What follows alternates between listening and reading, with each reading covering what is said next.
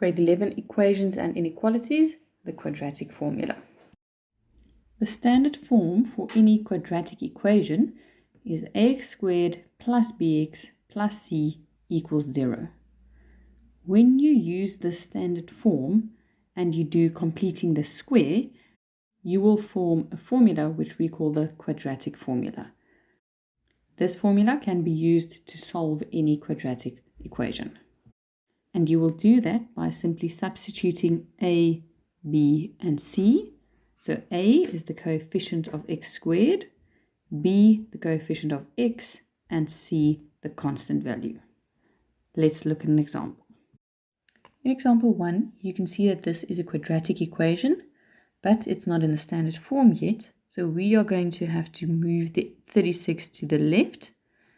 So it becomes x squared plus 9x minus 36 equal to 0. From there, we can now identify a as 1, b as 9, and c, the constant, as minus 36.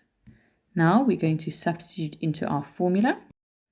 So we will have minus b, which is 9, plus or minus b, or 9 squared, minus 4 times a, which is 1, times c, which is 36. And that will be divided by 2 times a. And now we need to go and simplify. So that will be minus 9 plus or minus the square root of 225 divided by 2. Now, to get our two separate answers, we are going to break it up into minus 9 plus the root of 225, which is 15, divided by 2, or x can be minus 9 minus that 15 divided by 2.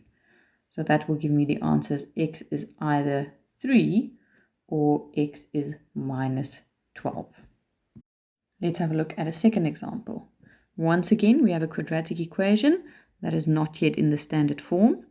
So it's going to become minus 7x and plus 12 on the left equal to 0.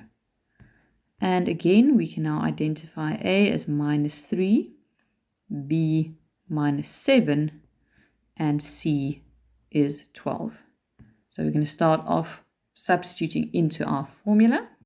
And this time, because we have so many negatives, you need to take it slow.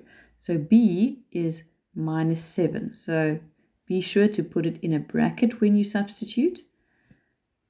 The same for a, which is minus 3, and 12 for c. In my denominator, I then have 2 times minus 3.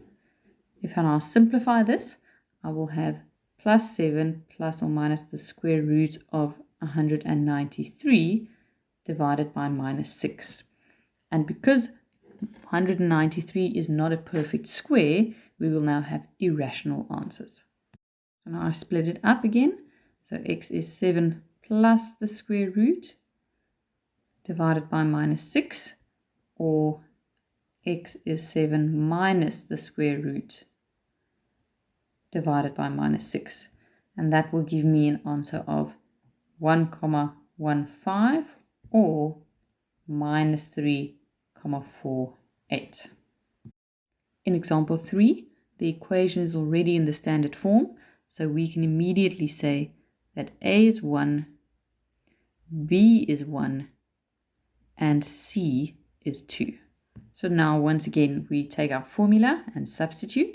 And when we now simplify, we will have minus 1 plus or minus the square root of minus 7 divided by 2.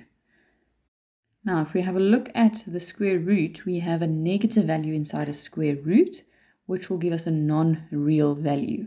So in this case, we can immediately say there's no real solution for x.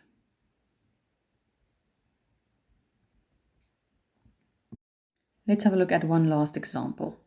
In this example, I'm going to remind you of the 3 different methods that we've now used to solve quadratic equations.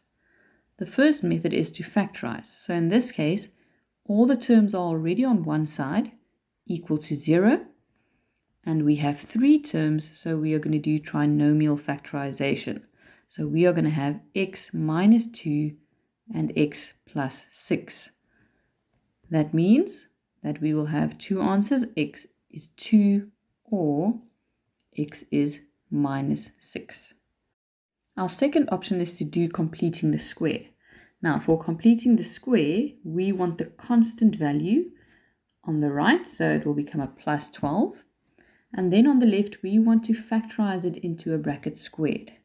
And for that, we said, take the coefficient of x and halve that and put it in the bracket.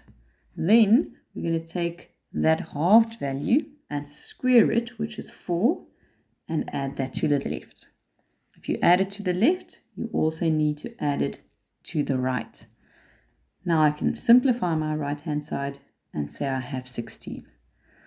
To get rid of the square, I'm going to take the square root on both sides, which will give me plus or minus 4 on the right.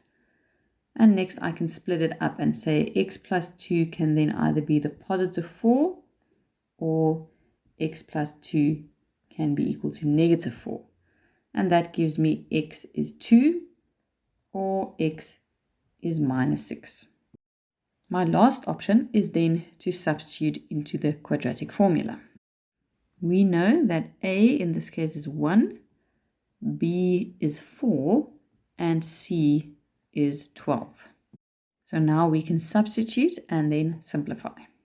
And when I now split it up, I will have minus 4 plus 8 divided by 2, or x can be minus 4 minus 8 divided by 2. So once again, I will get x can be 2 or x can be negative 6. So you now have three methods of solving quadratic equations. Factorizing works well when you will get rational answers. Completing the square and using the quadratic formula works for any type of answers, rational, irrational, and even non-real.